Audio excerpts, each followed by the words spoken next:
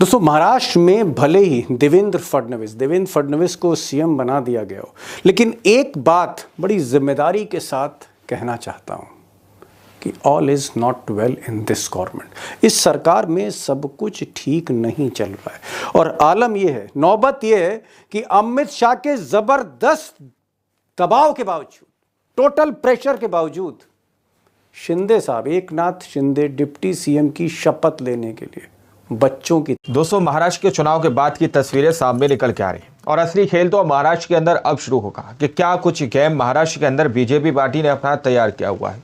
आप लोगों तक खबर पहुंच चुकी होगी कि सीएम के पद पर देवेंद्र फडणवीस बैठेंगे, लेकिन अब असली खेल शुरू होने जा रहा है। हमारे साथ वरिष्ठ पत्रकार मौजूद है दीपक शर्मा जी। उनकी इस रिपोर्ट को आप लोग जरा गौर से देखिएगा कि किस तरह से महाराष्ट्र के अंदर बीजेपी पार्टी चाणक्य, जी हाँ, अमित शाह जी असली गेम खेलने जा रहे हैं। इस वीडियो को देखिए।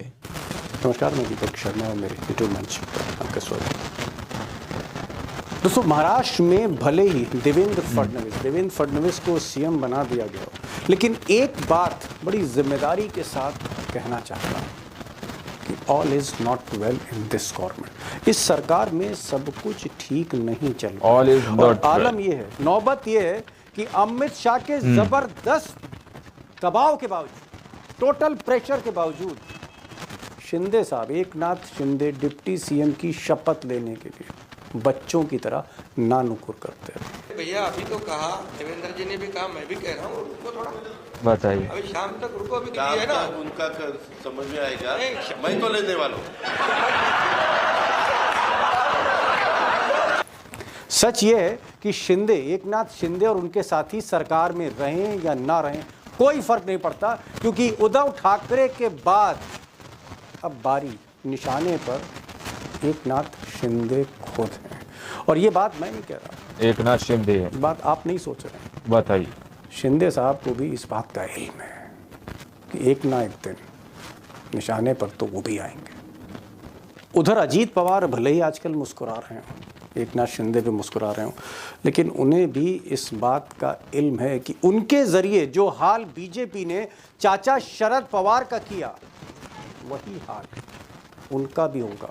आज नहीं, कल नहीं, परसों या परसों के बाद हाल वही होना है अजीत पवार का जो शरद पवार का हो। चोर चोरी से जाए, हेरा फेरी से ना जाए। शरद पवार का हुआ है। अब दोस्तों, जिस तरह से महाराष्ट्र में इस बार इलेक्शन हुआ है, जिस तरह से आरोप लगे कि चुनाव में गड़बड़ हुई है, जिस तरह से मशीनों का खेल हुआ, ऐसी बातें सामने आ रही, या फिर पैसे का खेल हुआ, 1-1 लाख करोड़ की मुफ्त योजना है और वोटरों को लिफाफों में 4,000 रुपये से लेकर 10-10 हज़ार रुपये जिस तरह से बांटे गए, तो जो परिणाम आया वो तो आना ही था। यानी सरकार एनडीए की बननी ही थी, महायुति की बननी थी और देवेंद्र फडणवीस को शपथ लेनी ही थी। ये सब कुछ लिखा हुआ था इबारत की तरह दीवारों पर।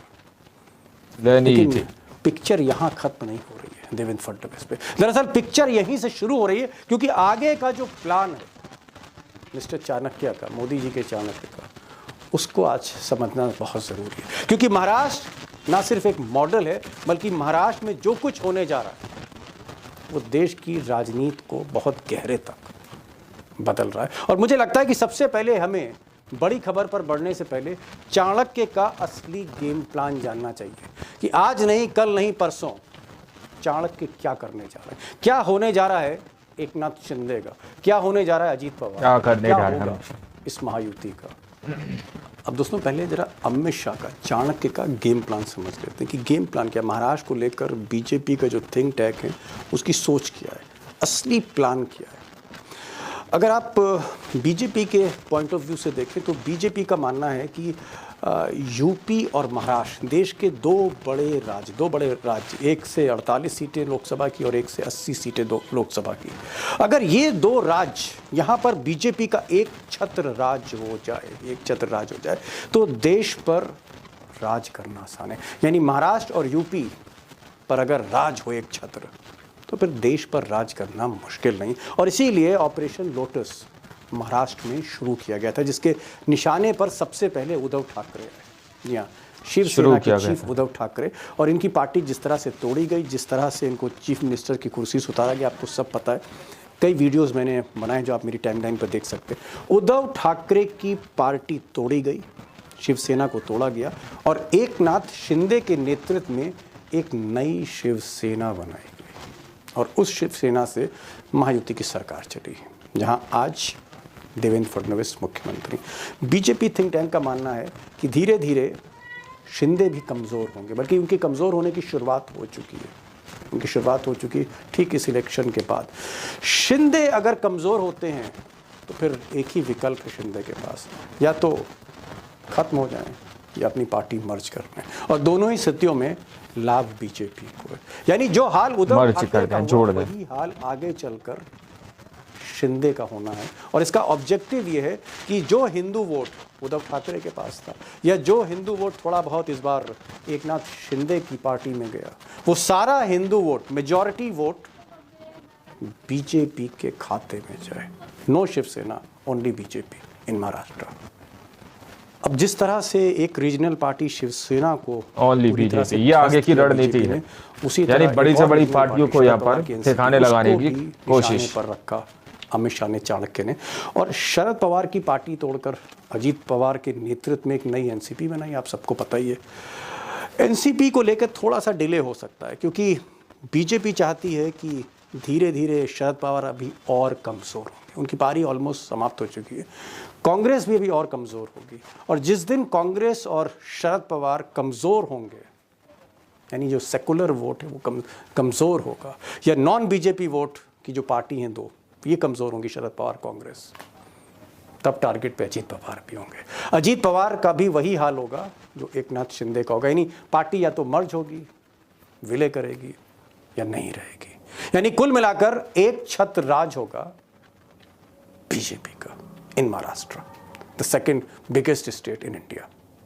अब दोस्तों, आज का बड़ा सवाल, बिग क्वेश्चन, कि क्या अजीत पवार और एकनाथ शिंदे ये अगले 5 साल तक इस सरकार में टिक पाएंगे? क्या टिक पाएंगे? यानी 2029 को जब अगला चुनाव होगा विधानसभा का, नेक्स्ट इलेक्शन होगा, तब ये दोनों लोग कहाँ खड़े होंगे, इनकी पार्टीज कहाँ खड़ी होंगी? एनसीपी अजीत पवार कहाँ होगी और एकनाथ शिंदे की शिवसेना कहाँ खड़ी होगी? क्या ये एग्जिस्ट करेंगे 2029 में, या इनका मर्जर हो जाएगा बीजेपी में, विलय हो जाएगा? क्या होगा इनका? कॉमन सेंस है। मैं सवाल बजाय खुद जवाब देने के मैं आप पे छोड़ता हूँ। इमेजिन करिए एकनाथ शिंदे और अजीत पवार को 2029 में, इनका क्या होगा? वही हाल होगा जो शरद पवार उद्धव ठाकरे का हुआ। अब दोस्तों, सच ये है कि देवेंद्र फडणवीस की जो ताजपोशी है, ये सिर्फ एक औपचारिकता है, महज फॉर्मेलिटी है ये। और उधर एकनाथ शिंदे साहब, इनका जो डर है कि फ्यूचर को लेकर अब आगे क्या होगा, वो बड़ा वाजिब डर है। जो आशंकाएं इनके मन में उठ रही हैं वो सही हैं। और जो दादा अजीत पवार हैं, उनको लगता है कि जब तक दाल रोटी चल रही है तब तक चलने दीजिए, जब तक खेल चल रहा है चलता रहे, आगे फिर देखा जाएगा क्या होगा। कुल मिलाकर आप कह सकते हैं जो चुनाव हुआ, मैं चुनाव पर कई वीडियोस बना चुका हूँ, जिस तरह से चुनाव हुए और गांव में जिस तरह से विरोध हो रहा है, मैं उसमें नहीं जाना चाह रहा, आप वीडियोस देख सकते हैं। लेकिन सच ये है कि चुनाव में अब तक जो कुछ हुआ, ताजपोशी तक, वो सिर्फ एक ट्रेलर है। असली पिक्चर अब शुरू होगी महाराष्ट्र में। अब दोस्तों, आज दो खास मेहमान हैं, दो एक्सपर्ट्स हैं। अब शुरू सुधीर सूर्यवंशी साहब हैं, न्यू इंडियन एक्सप्रेस के सीनियर असिस्टेंट एडिटर हैं, पल पल की खबर रखते हैं, मंत्रालय में डटे रहते हैं हर वक्त। उनसे मैंने पूछा कि भाई ये क्यों इतना डर रहे हैं, इतना घबरा क्यों रहे हैं एकनाथ शिंदे? अमित शाह का इतना प्रेशर है, फिर भी ऐसा क्या है? तो शिंदे के डर को लेकर बातचीत होगी। शिंदे चाहते क्या हैं, क्या उनको नहीं मिल रहा है, और शिंदे आगे लेकर क्या सोच रहे हैं, और शिंदे का होगा क्या आगे। और मैं ये भी पूछूंगा उनसे कि सुधीर जी से कि भाई ये जो अजीत पवार हैं, इनकी कब तक खैर है, कब तक खैर है? क्या वही हाल होगा जो चाचा का हुआ? जिस तरह से अजीत पवार को इस्तेमाल किया गया, क्या किसी और को इस्तेमाल किया जाएगा अजीत पवार को ख़त्म करने के लिए? ये मैं पूछूंगा उनसे, इम्पॉर्टेंट सवाल है। और उमाकांत लखेड़ा से मैं पूछूंगा कि आपको पिक्चर क्या दिख रही है? खेल 3 महीने बाद शुरू होगा या 6 महीने बाद? मुझे लगता है एक सिरे से महाराष्ट्र को फिर से समझने की कोशिश करते हैं, क्योंकि हमें ये नहीं भूलना चाहिए कि उत्तर प्रदेश के बाद महाराष्ट्र दूसरा बड़ा राज्य है इस देश का। और मैंने पहले भी कहा कि यूपी और महाराष्ट्र जिसके बड़ा राज्य, सबसे बड़ा और सबसे महंगा राज्य भी आता रहेगा। सुधीर जी, आप तो वही मंत्रालय पर डटे हुए, मेरा सीधा सा सवाल है कि अगर उप मुख्यमंत्री की शपथ लेनी है, सरकार मेजॉरिटी के साथ आई है, इतनी नानुकुर कर रहे हैं, इतने नखरे, ये नखरे कर रहे हैं एक नाथ शिंदे, या कोई दबाव है, या वो डिप्टी सीएम बनना नहीं चाहते, फडणवीस के नीचे काम नहीं करना चाहते, या कोई और प्लान है? मुझे तो ऐसा लगता है all is not well with this government. देखो दीपक जी, दो बात बिल्कुल अहम है। उनको ही पता था, जैसे मैंने कहा कि डीसीएम का कोई वजूद नहीं रहता, वो कॉन्स्टिट्यूशनल पोस्ट नहीं, इसकी वजह से उनको लगता है डीसीएम भले उनको बनाया जाए, डिप्टी लेकिन सीएम, जो डिप्टी सीएम, डीसीएम मतलब डिप्टी सीएम, डिप्टी सीएम, लेकिन जो पोस्ट है, पोर्टफोलियो, वो भी वो डीसीएम के लायक दिया जाए। जैसे अजित पवार के 41 विधायक है, उनको तो बीजेपी फाइनेंस मिनिस्ट्री दे रही है, और शिंदे के अजित पवार से ज्यादा 57 विधायक है, तो उनको होम मिनिस्ट्री नहीं दे रही है। तो उनका कहना है दो ही पोर्टफोलियो जो इम्पोर्टेंट है, वो एक है फाइनेंस है, दूसरा है होम। अभी होम देवेंद्र फडणवीस के पास रहेगा, फाइनेंस अजित पवार के पास रहेगा, तो उनके पास रहेगा क्या? अर्बन डेवलपमेंट, एमएसआरडीसी वगैरह, अभी तो उनपे कुछ ज्यादा बचा ही नहीं है। तो क्या रहेगा? पद न लेने, इसका जैसे ही वो एक वो डिसीजन हो जाएगा, इसलिए उन्होंने। दोस्तों, आप लोगों ने इस वीडियो को शुरू से आखिर तक देखा। वीडियो के अंदर साफ तौर पर बात की गई है कि किस तरह से महाराष्ट्र के अंदर एकनाथ शिंदे ने हर तरीके का यहाँ पर गणित लगा लिया, हर तरीके का जोड़ लगाने के बाद भी एकनाथ शिंदे को उनकी मनचाही चीज़ नहीं मिल पाई, उनको उनका मनचाहा पद नहीं मिल पाया। देवेंद्र फडणवीस की ताजपोशी की तैयारियां शुरू हो चुकी हैं। अब दोस्तों, इसके बाद की जो तस्वीरें हैं, एकनाथ शिंदे हो या फिर अजित पवार हो, इनको लेकर जो है बड़ी भविष्यवाणी की जा रही है कि जिस तरह से बीजेपी पार्टी का जो शुरू से ही जो काम रहा है, नेताओं को तोड़ना या पार्टियों को ख़त्म करना, उसी तरह से इनका भविष्य बताया जा रहा है कि अजित पवार और एकनाथ शिंदे को या तो अपनी पार्टियों को मर्ज करना पड़ेगा, या फिर इनका जो है हौले हौले करके ठिकाने लगाने की कोशिश की जा रही है। तो ये कुछ चल रहा दोस्तों महायुति के अंदर। अब देख रहे हैं ये है क्या कुछ हो जाता है शाम तक। बाकी आप लोगों ने इस पूरी रिपोर्ट को देखा सुना, आप लोग क्या सोचते हैं, क्या समझते हैं, अपनी राय कमेंट सेक्शन में ज़रूर दीजिएगा। मिलते हैं अगली वीडियो में, जब तक के लिए जय हिंद, जय भारत।